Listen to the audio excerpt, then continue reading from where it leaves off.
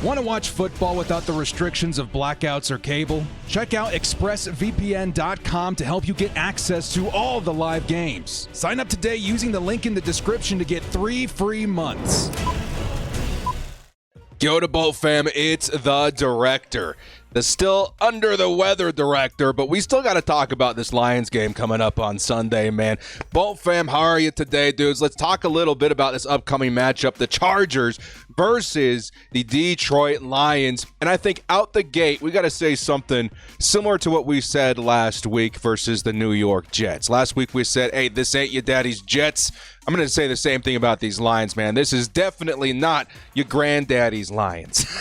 This Lions team does not look anything like the Lions team that we're used to seeing year after year of just pathetic football. I'm sorry, it's been kind of an era for Lions fans for a long time. They're finally coming out of it. You guys got something to be very excited about now. It just so happens the Chargers are going to have their shot here versus this up and rising team on Sunday. And for that, I'll say, Chargers fans, let's be cautious with this one a little bit. This is a very good team, and the Chargers are going to have to find a way around some of these strengths that they've developed over the past season. They've been coached very great. The offense is looking fantastic. Defense has been stepping up a bit, but there is a way for the Chargers to come out victorious on this one. And I do think when you dig a little bit deeper into who the Lions are and who the Chargers are, I think you'll find the Chargers have a pretty good shot at winning this one too. So before we get started, guys, shout out to the sponsor, Underdog Fantasy. If you guys want to get in on the best fantasy platform on the web, use code director to match your first deposit up to $100. And for you newcomers, we got a Garrett Wilson special coming up on Sunday as well. Half a yard total there. If you guys want to take advantage of that, now is definitely the time to do so. Before we kick off, guys, hit us up with a like and sub. If you do enjoy this Chargers content, the small amount of time you guys take to hit the like, sub, and bell notification helps me out a lot. Let's jump right into it, baby. Lights, camera, Action!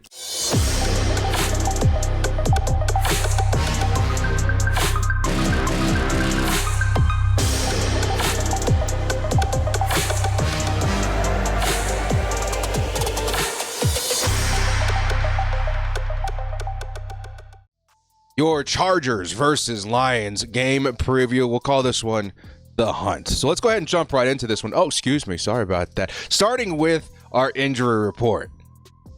Sorry about that. Let's go ahead and start off here with the Chargers, who does have a did not practice for Joey Bosa. Hopefully he's over that illness, should be ready for this game. We've seen illnesses kind of linger with this team this year, so I'm really hoping that's not the case.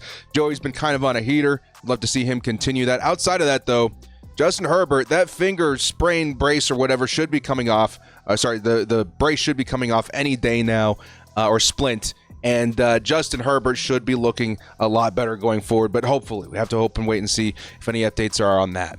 Next up for the Lions, not much to see here. A lot of full practices across the board. They do have a little bit of question marks around their offensive line, I'll say. Jonah Jackson, center Frank Ragnow, one of the better in the NFL. Dan Skipper, Vitae, these guys definitely something to monitor, but for the most part, nothing too crazy on the injury report this week. So let's go ahead and jump into our first topic. Concerning who the Detroit Lions are this season, a very good football team. And to that, this section is going to be called Chargers fans, be cautious, but not intimidated. Okay? Now, what I mean by that is, yes, we are acknowledging that Detroit Lions are a very good team this year. I should probably even stretch in imagination a little bit and say they're a great team this season, especially with what they've been able to pull together over the last couple of years to create definitely one of the better offenses and defenses you'll find in the league, taking a Jared Goff and molding him into this version you had of Matt Stafford for so many seasons. That trade starting to look pretty good for Detroit with the Los Angeles Rams. All in all, a very, very good football team. But keep in mind, man, there is one thing that really separates them from the pack when it comes to other, football teams in this last season, and that's going to be their strength of schedule. The Detroit Lions, in my opinion, have one of the softest schedules in the league so far, and maybe even throughout the entirety of the season. Sure, they definitely have my respect for spanking the Chiefs week 1. My goodness, man, I was out in Vegas celebrating with some friends, watching that game live, and that was one of the best moments I've had in a long time with my buddies. So to the Lions, thank you so much. That was a really good day. But outside of that outlier, their wins have come against some struggling teams like Atlanta, Carolina, Green Bay, Tampa Bay, and of course the Vegas Raiders that we're seeing right here. And I think this kind of paints a picture for me if I were the opponent of the Detroit Lions. Hey man, the Chargers, they got a solid chance at winning this one. And all in all, this should be a very fun game to watch in terms of the offense. Okay, the offense, very important for both sides of the football this time. The Lions and the Chargers are going to have to overcome some stuff in terms of the opposing defenses in order to get on the scoreboard quickly. And I think that's going to be something we see. So what I'm trying to say here is we may have a potential here for a little bit of a shootout because of how things sort of work out that way.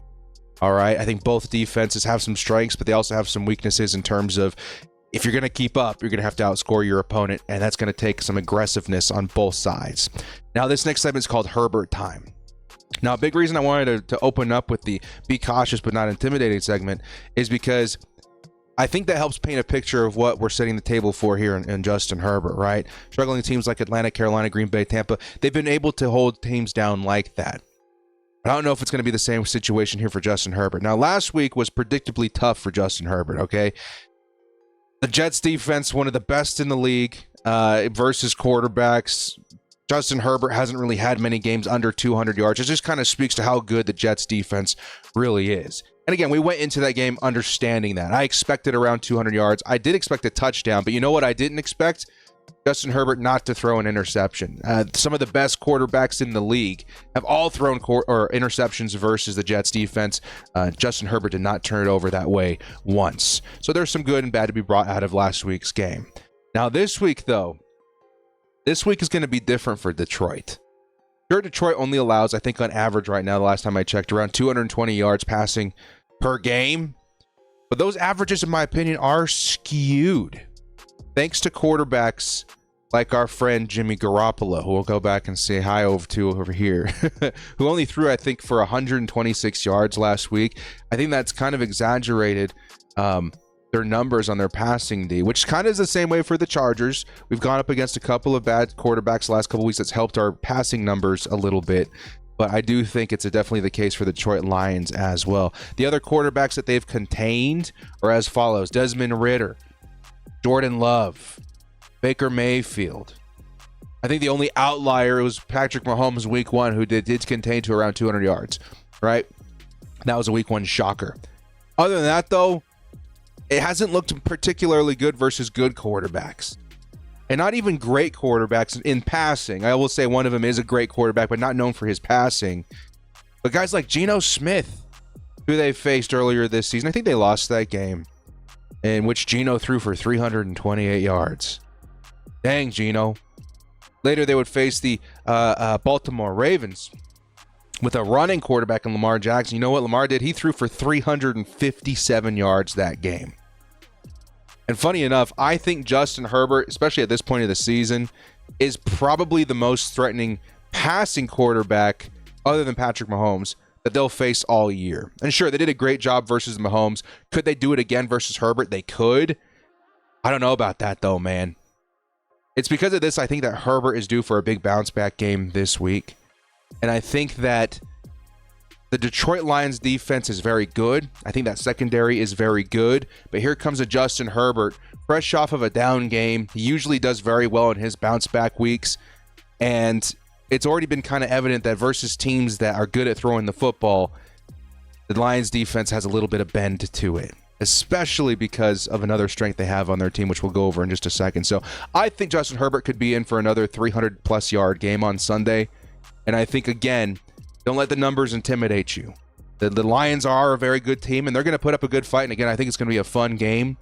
But you have to look at the big picture here, and you got to look into the details of where they put up some of those good stats. Again, no hate on Desmond Ridder and Jordan Love and Baker Mayfield and guys like that. I think even Bryce Young had a decent game against them, like 250 yards.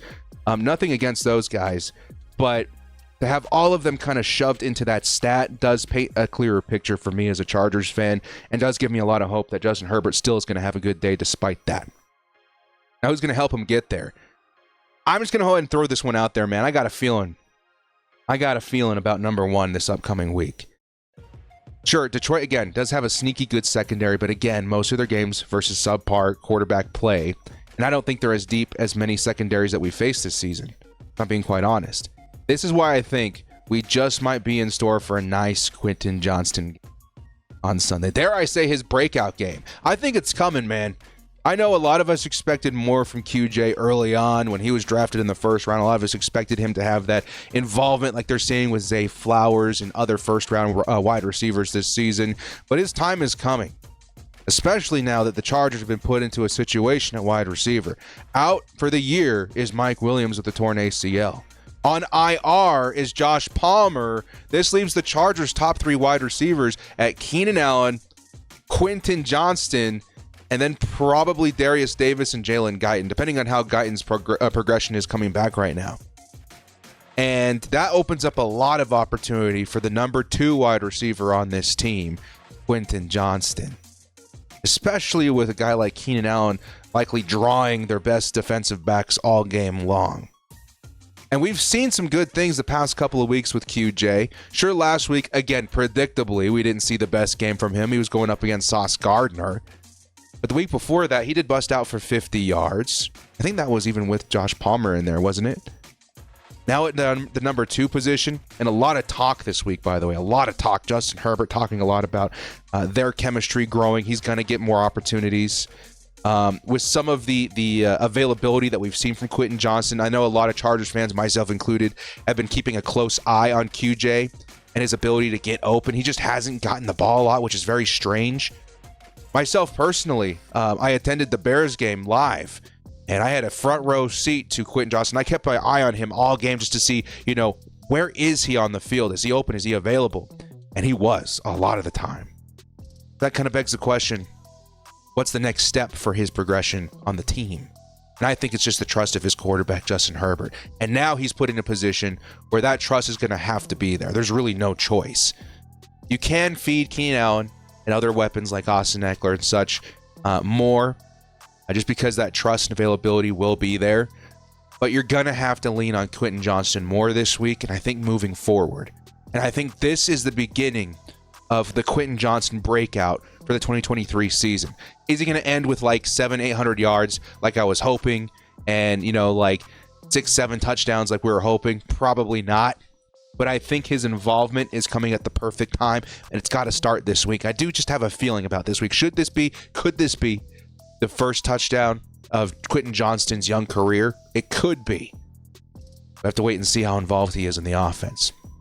Speaking of old reliables out there, man, Keenan Allen and Austin Ekeler, I think this duo is going to get most of the targets. It's going to be soaked up by these guys. That doesn't mean that Quinton Johnson isn't going to get his opportunity. I think he will. I think it just takes a couple of big plays here and there. But we have to remember that the Chargers still have a couple of great ones in terms of availability in number 30 and 13. And I think it's time to kind of get the ship right here for both of these guys too. Austin Ekeler is a great receiving back. And last week we saw some mistakes. I would say more specifically some drops. He's looking a little rusty, dropping some easy catches last week. A lot of open space in front of him. But he's still a huge weapon. And I think, again, shaking off the rust a little bit from that injury maybe has a lot to do with that. But I did see a lot of plays with my eyeballs that showed that maybe that could have been a touchdown. That was a huge first down, et cetera, et cetera. I think that's still going to be part of the game plan going forward, especially this week.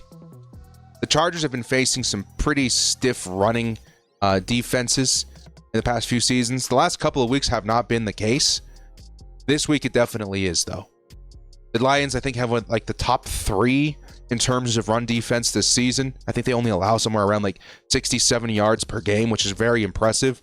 And that's going to force the Chargers to lean into that version of Austin Ekeler more this week.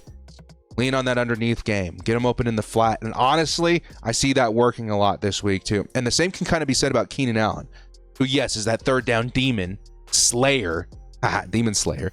And he should be available in those situations a lot yet again. That 10,000 yard catch by Keenan last week, how appropriate was that? For those of you who don't know, with that huge catch by Keenan last week, he surpassed 10,000 yards for his career. That was so Keenan Allen of him. That just speaks to who he is as a player. Keenan is Keenan. He's matchup proof, and he's going to have another good game, I do expect. But he's going to be drawing a lot of coverage too. So my point is the consistency and lifeblood of this offense does run through those two players and Justin Herbert. I do think they're going to be available for a lot of this. But for some of the bigger plays, some of the things where it's like, man, we got to go out there and we got to throw them off guard. We got to find a way to move the ball. I think guys like Quinton Johnson and these next guys are going to be huge weapons for the Chargers this week. I'm going to actually label this one secret weapon. And this is where I go crazy if I'm the Chargers.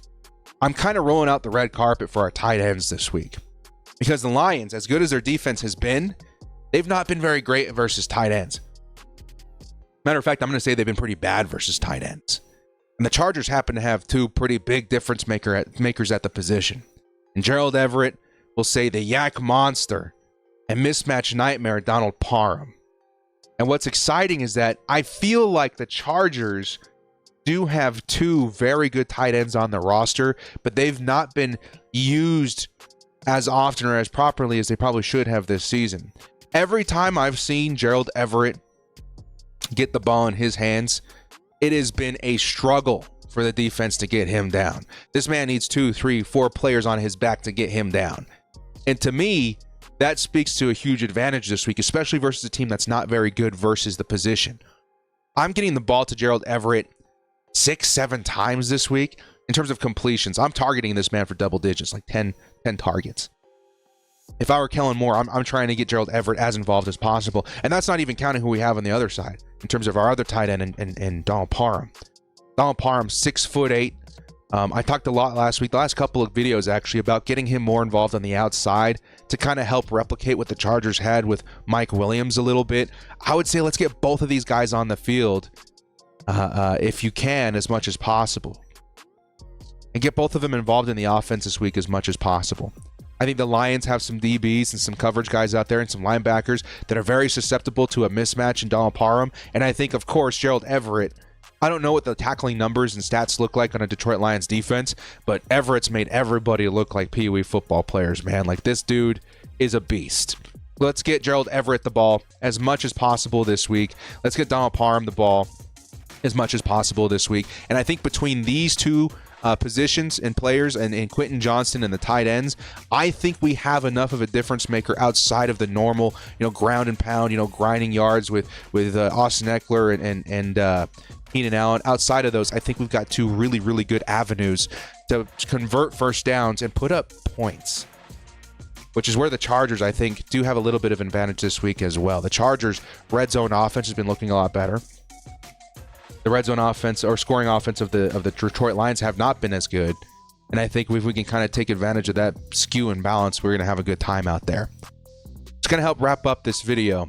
I think a huge part of this week is going to be an identity that's been forming and shaping with the Chargers the past couple of weeks. Of course, it's been versus not great quarterbacks, but I think it's built enough momentum that it can start making the difference with really good teams, and that's going to be our continued defensive dominance. This week is different. Let me be clear about that, okay? We destroyed Tyson Bagent, the backup Bears rookie quarterback, and Zach Wilson, who's Zach Wilson. This is a Jared Goff-led team, which is different, okay? Jared Goff, for whatever reason, looks so good now as a Detroit Lion. Good for them, man. Good for them. And they've also got hella good weapons on that team. Amon-Ra St. Brown, one of the best receivers in the league. Gibbs, who's been having a nice kind of, stretch of, or middle stretch of the season.